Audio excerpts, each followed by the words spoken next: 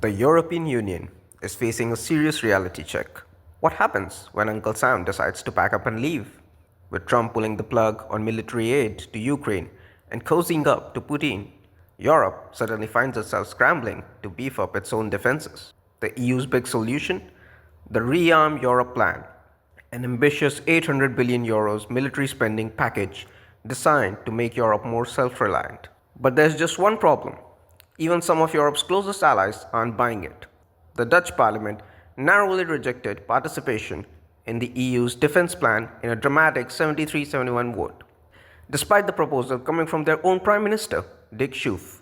Right-wing party JA21 led the charge against it, with surprising support from several coalition partners and even opposition socialist lawmakers. Although the vote isn't legally binding, it throws a massive wrench into the EU's plans, and the Dutch weren't exactly subtle about it either. Lawmakers dismissed the proposal as outright rubbish, making it clear they have little faith in von der Leyen's grand vision.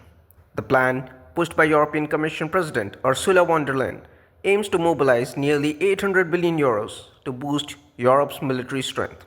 The idea is to secure 150 billion euros in loans and relax fiscal rules to free up 650 billion euros more for defense spending. The EU hopes this will build a stronger domestic arms industry and reduce reliance on outside suppliers. Because let's face it, Europe has been relying on US military backing for far too long. The shift in strategy isn't just about Trump's unpredictability, it's about the growing realization that the US might not always be around to save the day. With Washington freezing aid to Ukraine, European leaders are worried they'll have to handle things alone sooner rather than later. After Trump's tense meeting with Ukrainian President Zelensky, the message was loud and clear. Europe can no longer assume American support is a given. And if the EU doesn't start preparing now, it risks being completely unprepared for future conflicts.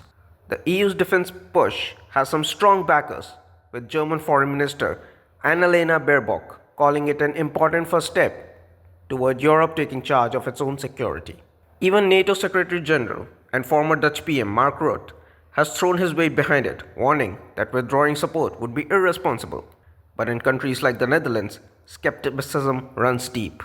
Critics argue the plan would add to national debt and burden taxpayers. And with some NATO countries still struggling to meet even the minimum 2% defense spending target, let alone the 2.5% that the US has been pushing for, there's a real question of whether Europe can actually afford this plan.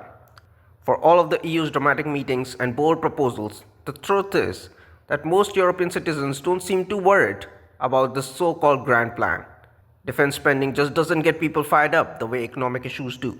The indifference could spell trouble for von der Leyen's proposal. If public support is weak and key nations like the Netherlands refuse to commit, the entire plan risks falling apart before it even gets off the ground. So what happens next? Does the EU charge up ahead, with or without everyone on board? Or does this become yet another over-ambitious Brussels initiative that fades into the background? One thing is certain, if the US does pull back permanently, Europe will have to step up at some point. The only question is whether it happens now or when it's already too late.